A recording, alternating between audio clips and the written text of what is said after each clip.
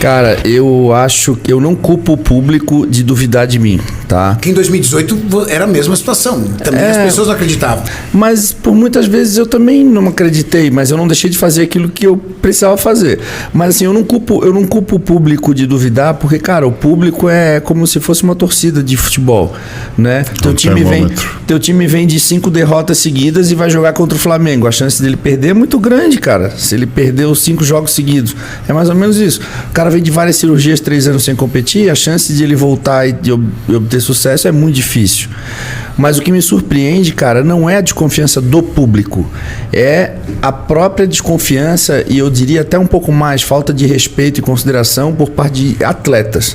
Porque nós somos uma classe de 10 anos competindo profissionalmente entre os principais nomes do fisiculturismo da 212, Flex Lewis, José Raymond, David Henry, Kevin English, entre todos os outros, Derek, Clarida, enfim.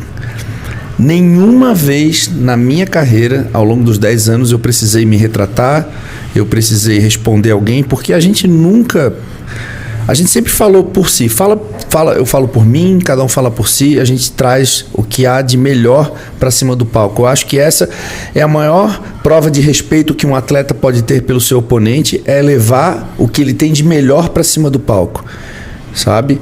E eu acho que faltou um pouco do espírito esportivo por parte de alguns atletas em não querer demonstrar o seu melhor, mas sim através de palavras, através de depoimentos, de comentários, disseminando, desvalorizando, descredibilizando o trabalho, tudo aquilo que eu conquistei, colocando em xeque o meu potencial.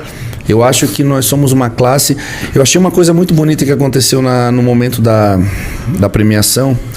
Eu tava chorando, cara, assim, com a cabeça baixa, com a mão na frente do rosto. E quando eu tirei a mão, alguém tirou a mão, assim, eu tirei a mão na frente do rosto. Os atletas estavam em volta de mim numa roda, todos abraçados, cara. Aquilo ali eu achei tão bonito, cara. Porque eu tava sendo abraçado pelos atletas, sabe, cara? Eu não lembro de ter visto uma cena dessa. Foi muito sabe? Bonito. Eu não lembro de ter visto uma cena dessa. Todos os atletas num círculo abraçado, cara. E a gente começou a falar coisas ali dentro, cara. E eu lembro que eu falei pra eles assim, ó, vocês são o futuro dessa categoria, cara. Nós somos uma classe. Nós somos juntos, nós somos mais fortes, cara. Eu acho que é legítimo a gente querer vencer, a gente ir pra cima, mas... Faz parte do jogo. Faz parte do jogo, mas isso... A gente não pode a gente não pode depreciar a categoria, e muitas vezes o próprio comportamento dos atletas faz com que a gente deprecie a nossa própria classe, cara.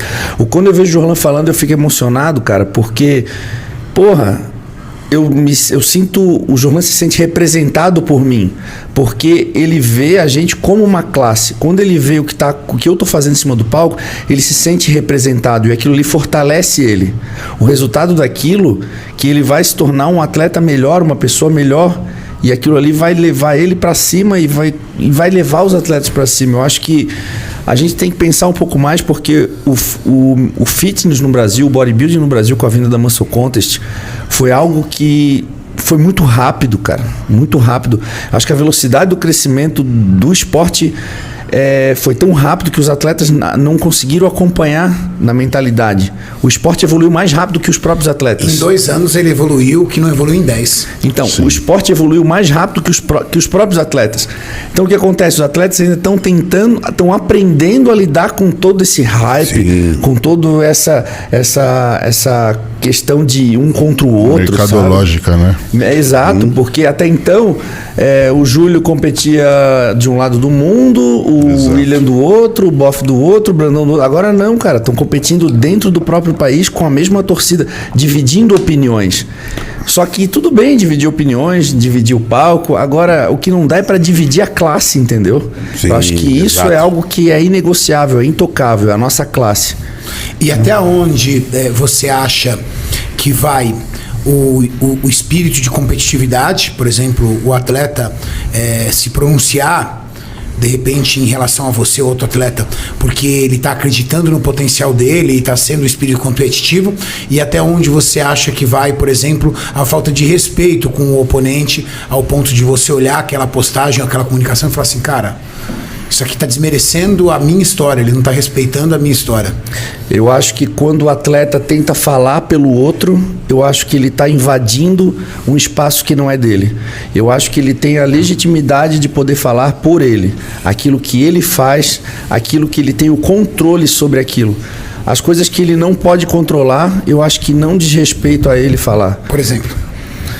Por exemplo, o que foi citado, eu não gostaria de falar sobre isso. Citar, por exemplo, um exemplo do que foi levantado a minha aposentadoria, por exemplo.